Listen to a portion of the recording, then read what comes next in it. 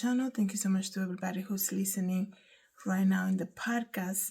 Today is Thursday, December 19, 2024. I'm here to give you another episode because I didn't want this day to go by without me coming here and speaking about this. It's a very tragic story, you guys.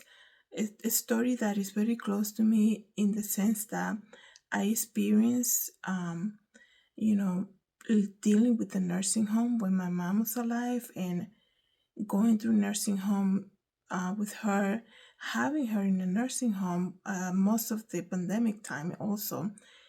And I always come here and tell you guys that if you have a family member, always check on your people, okay? Even if you live far away, there are many ways that you can pay somebody to go at least for dinner time, right? And just give you some type of feedback about your loved one, how they see them, who's working that night, how's the room, where they change and things like this. You can hire somebody, interview people, hire somebody for at least 1 hour a day, and you can probably pay them, some type of money that they can go and check on your parents if you live far away, your loved one, or if you have like an aunt or somebody that needs somebody to be checking on them. This is the case of the Colonia Heights Rehabilitation and Nursing Center. 18 staff members were arrested yesterday, okay, after a woman was found dead in that facility. And to have 18 staff members arrested is shocking. It says everything about what goes on inside this nursing home. It's very gruesome, so I'm going to give you a trigger warning. I'm going to try my best to read to you guys this article. When I read it, you guys, like I said, it really shocked me. I had to stop myself from listening to this news report that I was watching about. Because I always, when I saw the story earlier today, I was like, wow, 18 staff member out of a nursing home. I was like, what were they doing? Like, were they putting stuff on the food or something? But to learn that what actually happened is so shocking, you guys. It's so sad to be like that to people who are vulnerable, who cannot speak to themselves, when God calls you to be the hands and feet of Jesus, right? To defend people, to care for people, and you are going to be in this position to do something good and you're going to turn it complete to evil. It is shocking. Once again, I say to you, if you have a family member in a nursing home, check on your people, okay? Chesterfield Judge James O'Connell called the allegations laid out by a prosecutor against Colonia Heights Rehabilitation and Nursing Center gut-wrenching, aggravating, and horrendous. Okay, they were today in court. It says here they were among the 18 staff members arrested Wednesday when dozens of police officers and state officials show up at the nursing home. Imagine that scene. When my mom was at the nursing home, after the pandemic and before that, like, I would always alternate with my sister. So visiting a nursing home was a very normal thing for me. It was like after work, go. It wasn't like, oh, I don't go on the weekends. It was weekends, nights, all of that. Anytime that I get a chance, I will show up. To see dozens of officers and state officials just basically go into that nursing home at that moment, something is up and it's really bad, right? And they arrested 18 staff members, it says here. It says here that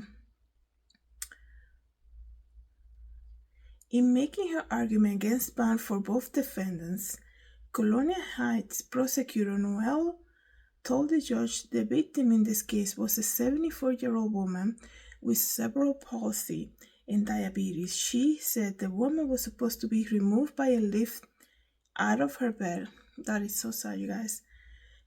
When people depend on a Hoyer lift to be moved out of their bed, is a time schedule for that. pressure wounds can happen very fast, right? And you have to be on top of it, okay? And the nursing home, especially a nursing home that's a rehab center, they're supposed to be specializing on that. They're supposed to be trained for that. And if they're trained for that, they know they cannot keep a patient in bed in the same position for a long time because they will get pressure wounds, okay? So this woman who died, 74-year-old, she has cerebral palsy and diabetes. And the woman was supposed to be removed by a lift out of her bed, but she was never done, and records falsified to show that she has been. That's another thing, okay? You need to understand the type of society that we're living in right now. People cannot afford, if people are not even able to afford their rent or food, they're gonna rely on getting 1, 2, 3 jobs, right? Just to make ends meet. Meaning they're not gonna give 100% to every job. And people are just showing up to get money, regardless what type of job they're doing. Like I said, you guys, you can go to a restaurant and you can order to go or something. You get home, you pay so much money for this food, and you're missing like 3 things. And you're like, man, they're not even paying attention. Like, I repeated my order a couple times. And you know, whatever, you don't go back, or you might do a complaint and you go on with your life, right?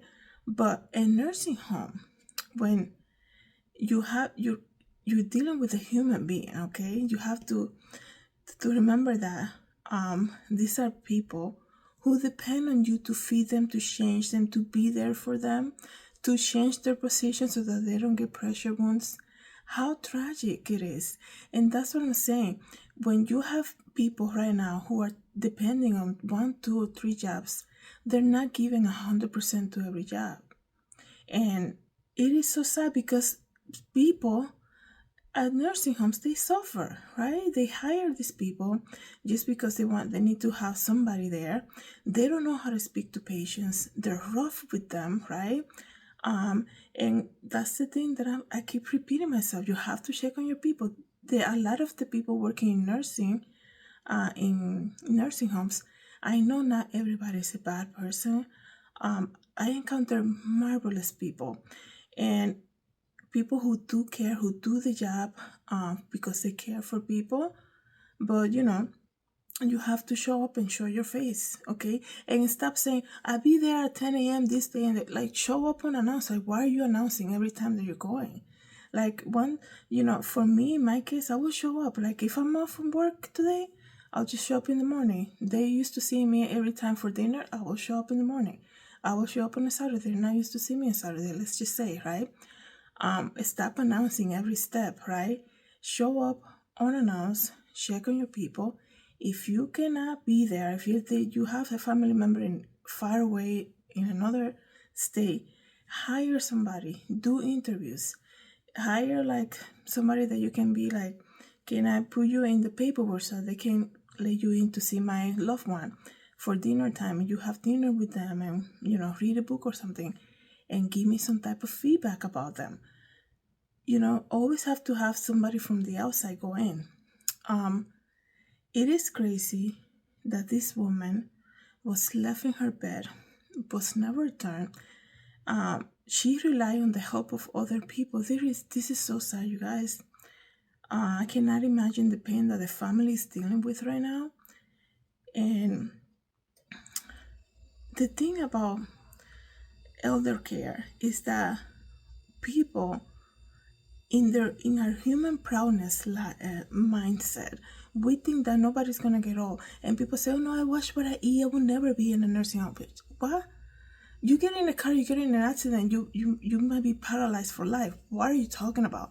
People think they have control of their life, and they think that will never be them, okay? They always think that they control everything in their life. And like I said, it's so sad that sometimes you have to put it like this and be like, yeah, there are people out there who are getting so many jobs, they don't care, they're just there to cash a check, okay? And it's so sad. They feed people super fast too. They feed their food super fast. That's why I always emphasize, if you're gonna go or have somebody go in for you, always go during meal times, right? And bring some additional food or something. It's so sad, you guys. Let me continue to read here. The prosecutor said the woman was left in her bed for days. She was left in her bed for days in her own urine and feces and was never turned. No, she was never changed. And her wounds from the poor care were so bad that Adult Protective Services originally thought she was a victim of another type of assault. You guys can understand what I mean. I don't want to say it here so they don't censor this. That was not the case. The flesh wounds to the patient private areas were so bad they were described as necrotic. I'm not sure what that means, but you can, I'm sure, I don't know if I'm mispronouncing that word, but it's just necrotic. They view photos of the wounds that were shown to the judge, and they can report the bare sores on the victim's back was covered in tissue that appeared to be black in color. I'm just gonna leave it there. It's so sad, you guys. I cannot imagine the pain of this family knowing that this happened to their loved one. Nobody should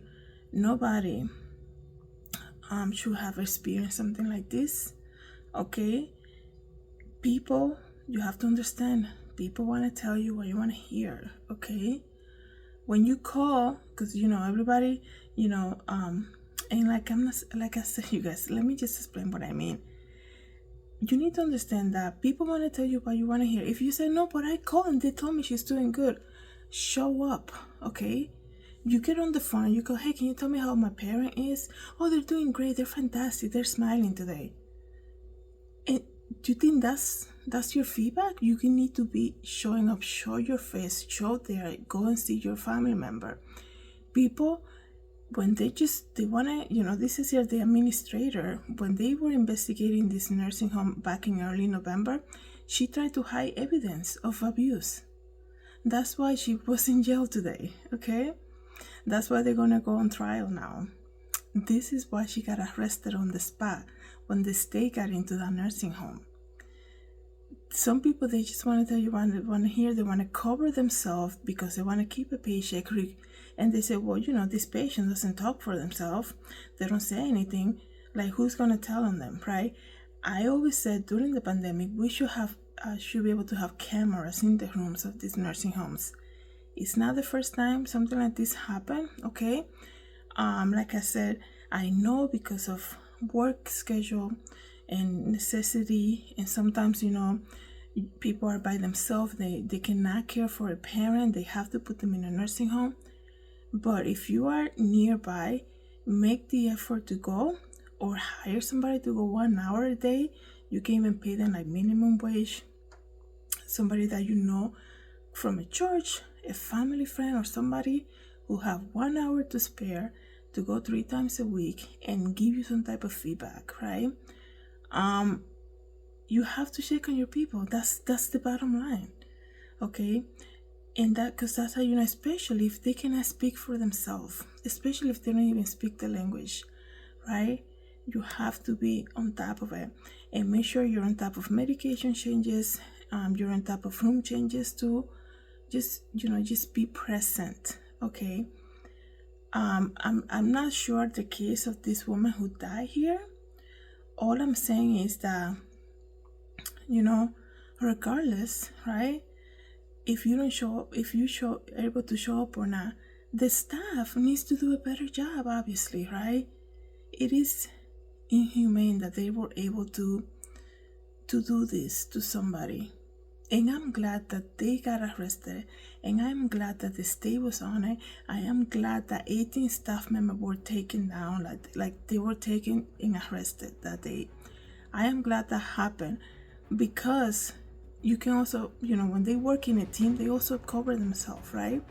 So, like I said, I met great people, great doctors. Not everybody's like that. Not every nursing home is bad, but there are those cases like this one, right? So if you have somebody in a nursing home, a loved one, check on your family member, guys. Let me know what you think about this, and let me know if you have any experience dealing with a nursing home. Thank you so much, everybody, for coming back to my channel. Have a good day, everyone. God bless.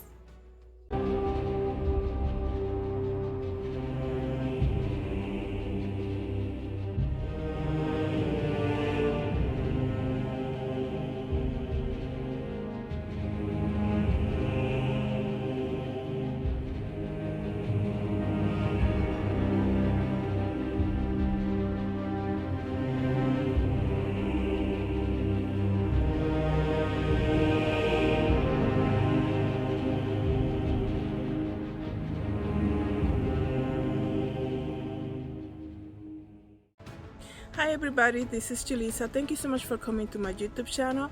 Don't forget to share, like, and subscribe, and I hope to see you in the next video. Have a good day, everybody. God bless.